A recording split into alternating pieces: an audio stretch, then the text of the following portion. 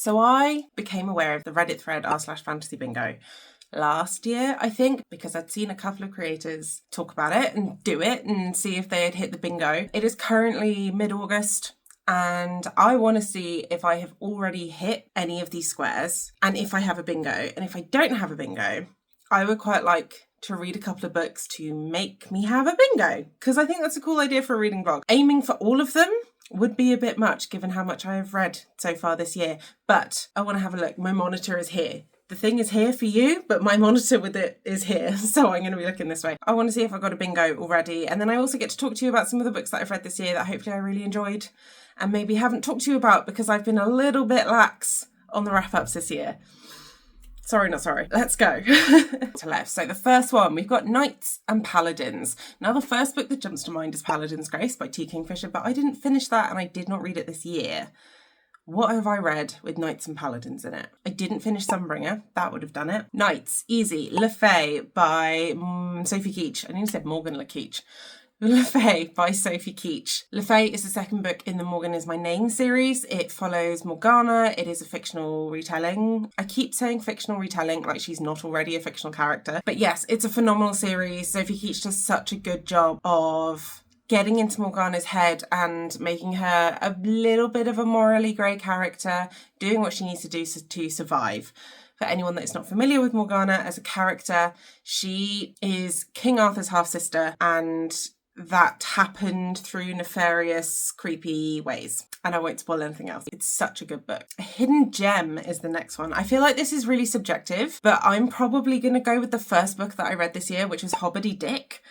This is a book written in the 1950s about Hobgoblin in a puritanical house and the mischief he gets up to and the life of the house and the ins and outs of how everyone interacts with each other. But what I really liked was the world building magic system, where we do get to meet some of the other Fae in the world, and they all each have their own distinct territories, and then they come together for like parties and stuff because they're Fae, and that's what Fae do. But I really, really enjoyed Hobbity Dick as a character, and I cannot remember where I picked up this name of this book because I don't think it was recommended to me. I think I was maybe on a list of something or other, and it popped up, and like it's a hell of a title and it's a hell of a name for a hobgoblin. So that for me was a hidden gem. That was a 5-star book as far as I remember. It was the first book of the year. It was a really good way to kick off 2025. And like, if you like hobgoblins or mischief or whimsy or historical sort of magical realism fantasy, you will like this book. I say magical realism, there is a hobgoblin and a lot of fae in it. Maybe it's just straight up fantasy. It's like 1600s puritanical historical fantasy. Yeah, that's what that is. Next on the bingo board is published in the 80s. I've definitely read some books published not this century. I don't know if I've hit the 80s bracket. I've done 50s twice. I've done the 30s. I've done the 50s I read Lord of the Rings, of course. I've done the 50s. I've done the 1800s. No, that's it. Everything else is in the 2000s. Okay, so that's one thing I could maybe look into. The next one is high fashion. Immediately, what comes to mind is Miss Pettigrew Lives for a Day, because one of the main secondary characters is Delicia LaFosse. And there is a lot of talk about her wardrobe and her fashion because she's a 1920s flapper kind of style. This is between the world wars, and she is stylish. The illustrations describe her as stylish, her friends are stylish, and it's all about Guinevere Pettigrew and a day in her life trying to get back on her feet. It's a comedy, it's really fast paced, but she is thrown into Delicia's like world, which is all high fashion and makeup and impressing men and sleeping with a lot of them. And it's just fantastic. The movie is also fantastic. Hugely recommend. It's star-studded and it's just so good. It's just so good. Yeah, that definitely ticks that box. Down with the System is the next one on the bingo card. This one definitely has to be Blood over Brighthaven, because they literally dismantle the system. So we follow our protagonist, who is the first woman to try and become a high mage. Excuse me if I use the wrong names, criteria, etc. Because they never let women in, but they do let women try every 10 years. So she is determined she is going to be the one that tries this time around. And she gets in, to everyone's surprise. And then once she's in, she is bullied, she is abused, she is shoved in a corner, given a shit person as an assistant, which turns out to be a blessing in disguise. And There's an awful lot of discussion about xenophobia and classism and racism and misogyny and who magic is for and how the magic works. The magic system in this world is so concrete and specific, and it's very, someone used a good word for it. It's not like manual, but it's they use typewriters kind of for it. So it's, there's a word I'm thinking of and I can't remember what it is. But it's a very specific kind of magic system, and it's just such a hard-hitting book. I really, really loved it. There's a reason it's so popular right now. It's just fantastic. But it's absolutely about dismantling the system once she realises what the system is doing. Okay, next we've got Impossible Places. That's a really interesting combination of words. I mean, my first thought is Adrift Currents Clean and Clear by Sean Maguire, because this is, I think it's book 8 in the series, about these children who go through doors into worlds that shouldn't exist, but do exist. Each one kind of follows a theme, like there's Candyland, there's a dinosaur one, there's a sirens and a boggy one, there's an underwater, like there's different themes to all these worlds that these children go to. So to me, that kind of screams Impossible Place. Or you could have The Trials of Morrigan Crow, which is about Morrigan Crow, who gets kidnapped on her, or is it 11th or 12th birthday, just before she's about to die, and taken to this world that no one knows about, where she is trained and does these trials. It's a whole thing. It's a middle grade book. So that could also be an Impossible Place. Maybe that touches on it. I can't think of anything else that hits it, but I think between them, I think I've met that bingo. Oh, a book in parts. I'm currently reading a book in parts, so I can tick that off soon. It's A Maiden and Her Monster, which is about it's sort of Eastern European inspired. It's a village on the edge of the woods. There's a monster in the woods that eats women, and there's a golem involved and a magician involved. And I haven't quite got there, but it's an arc. So I'm going to review it for the Fantasy Hive. But it comes out September 22nd, I believe. And that has different parts to the book. So that meets that prompt, but I haven't finished it yet. So I can tick that off once I have. Next one is Gods and Pantheons. Now, the first one that jumps to mind is To Shape a Dragon's Breath by Monoquill Blackgoose, because that definitely does have gods and different pantheons of gods. It's about our main character and her world, which is Native American inspired, and then the sort of European Slavic, I think, maybe, inspired world, and they have very different sets of gods and rules and culture as a result of that. I feel like maybe I can get a better fit. Yeah, I haven't really read a lot with like gods and pantheons in it. Okay, I've just reread the blurb for To Shape a Dragon's Breath, and I don't think it meets that prompt enough for me to want to tick it. So I'm going to leave that. Okay, next is Last in a Series. Have I finished off any series? Yes, I finished Return of the King. I reread Lord of the Rings this year, so that's a really easy one. I'm not going to explain what Return of the King is. It's Lord of the Rings. If you don't know by now, it's too late. Book club or a read-along book? I'm not in a book club, and I haven't been doing a read-along of any kind. So I think that's an immediate no. The next one is just Parents. Okay. Ooh, potentially allow me to introduce myself, which I'm going to keep talking about because it's about our main character whose stepmother put her online and used her as fodder for her mummy blog and to get sponsorships and money and all of that sort of thing for years and years and years, and it fucked her up. And it's sort of an exploration of how it's fucked her up. What is this bit of hair doing? And what our protagonist is going to do now that the stepmother is using her much younger sister for the same thing. So that's a lot. There's a lot of talk about parenthood and parenting in there. It's not fantasy though. Shit, I'm using some of these for non-fantasy books. We're here now. Because I've also got The House of My Mother by Sherry Frankie, which is a memoir of Sherry Frankie, who is Ruby Frankie's eldest daughter. Ruby Frankie is a family vlogger influencer who has been jailed for horrific child abuse with her and her co-conspirator. So it's the daughter's memoir about those experiences. So there's a lot of discussion about parenthood in there as well. So I think between those, I get it. Epistolary. I didn't read Dracula. That would have done it.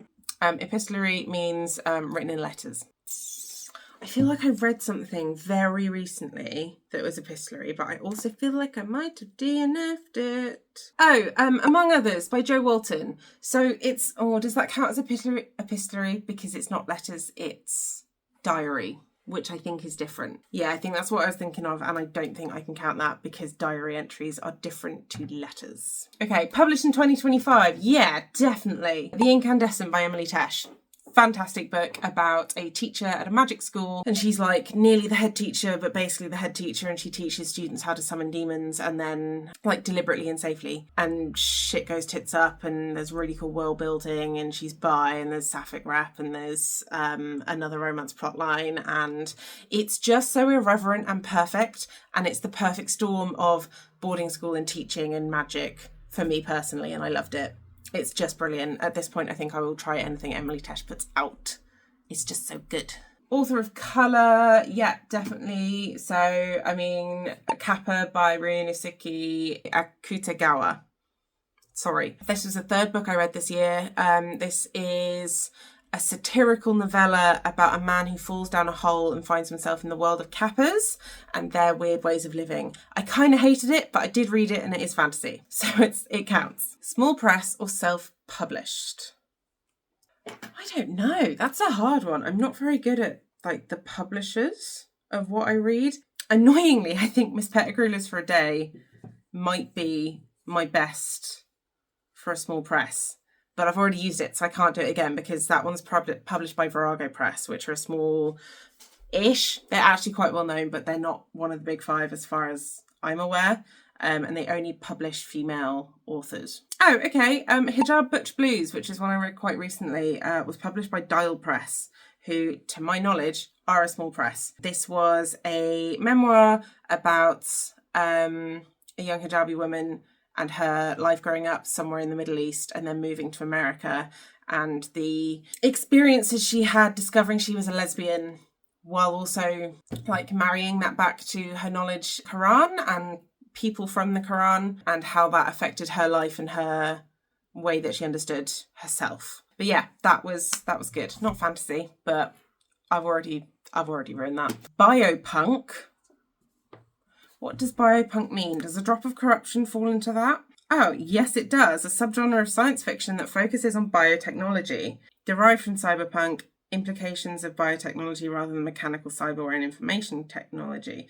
Yeah, so I think Drop of Corruption falls into that. It's technically fantasy rather than science fiction, but it does focus heavily. It doesn't focus. It is. The whole world is built around fungal machines. So they use various types of fungus in their society and science, and like there's one for air freshening, there's one that's a dehumidifier, there's one like they have fungal implants that will give them special abilities, but their whole world revolves around this fungal stuff. So I'm giving myself that for biopunk.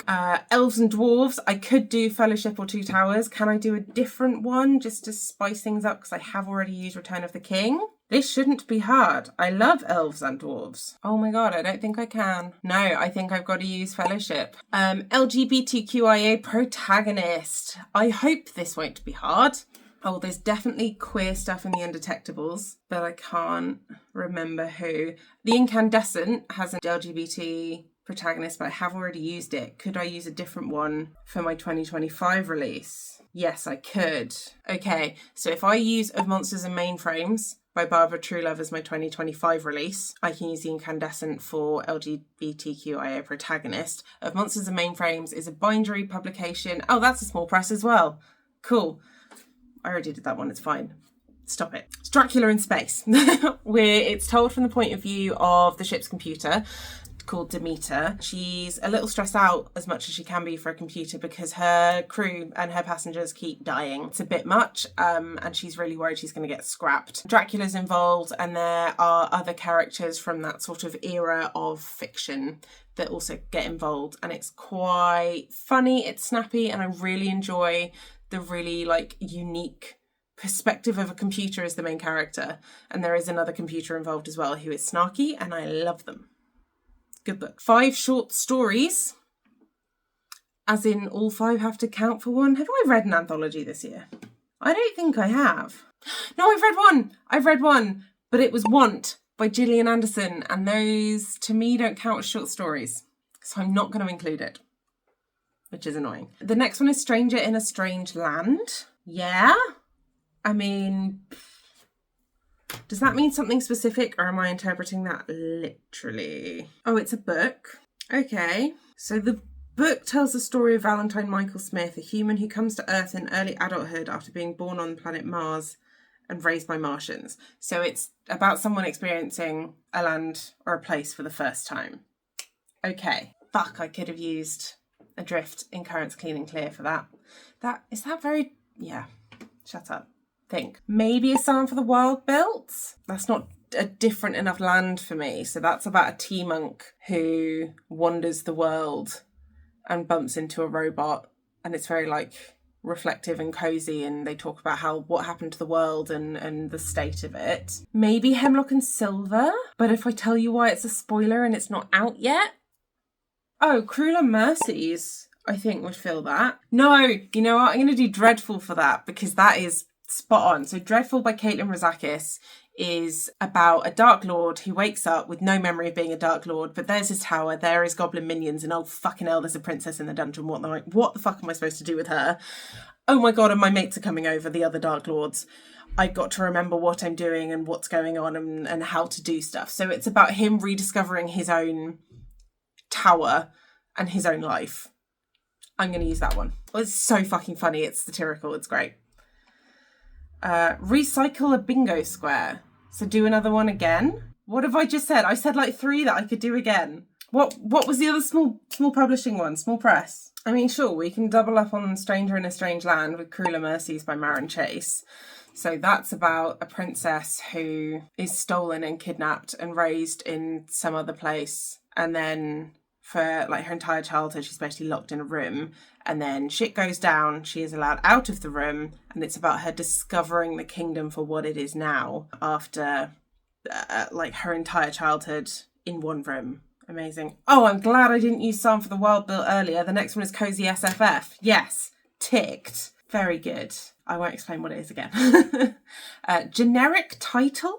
What does that mean? Like, see, I immediately jumped to like a quart of mac and cheese. Jesus Christ. A bowl of mac and cheese titles like A Court of Thorns and Roses, a blank of blank and blank. You know what I mean? But I haven't read any of those. Maybe the Tea Dragon Society, because that is exactly what that is. It is about a tea dragon society. It's not trying to be funny. It's just what it says on the tin. I think that's maybe how I'm interpreting that one. Okay. The Tea Dragon Society is literally that. It is about a graphic novel for children about a tea dragon society and the different dragons that make different types of tea. And there is one character who feels very left out, and the protagonist helps them feel more integrated into the society. Essentially, it's very loving and cute. And I've got Not a Book, like not a book at all, because I've read graphic novels, but those are also technically books. But then why would I put it on a bingo card if it wasn't? How much not a book are we talking? Okay, if we're talking just not a novel, I'm going to put Saga Volume 1, because that's a graphic novel. So it's not technically a book, it's mostly pictures instead of mostly words. Maybe? Yeah, it's my rules now, I'm making them up. We're going to do that. So Saga is a sci-fi fantasy graphic novel series about, it's kind of like a Romeo and Juliet pairing who have a baby, and now the whole universe, I think, want their baby, and it's a chase across space, and there's lots of different like bounty hunters and police and various other underground characters and cool planets that they go to. It's really, really cool. There's a reason everyone talks about Saga if you want to get into graphic novels. Like it's pretty good. I really enjoy it. Lastly, we've got Pirates. I don't think I've read a pirate book this year. That's upsetting. Oh, I'm like adjacent with the Penelope ad, because they're not really pirates, but they do water stuff. No, I can't take Pirates. Shit. Okay, well, this is what the bingo board looks like. I do technically have a bingo. I have a diagonal bingo and a downward bingo. I have 2 bingos. I'm happy with that. That's good. All right, we won't do a reading vlog. I think I've read enough. 2 bingos is enough for me. I'm quite pleased with that. If I am stuck for vlog ideas, maybe I'll try and finish it off. But, yeah. No, that's sick. If I did have to finish it off, I'd have to do a book published in the 80s, a book with gods and pantheons, a book club or a readathon book, an epistolary novel, 5 short stories, and a book about pirates. Like, that in itself sounds like a really good reading vlog. Shit. Maybe I do. Maybe I do that as a reading vlog. Okay, consider this part 1. And at some point, there will be a part 2 where I finish this off. That was fun. I enjoyed that.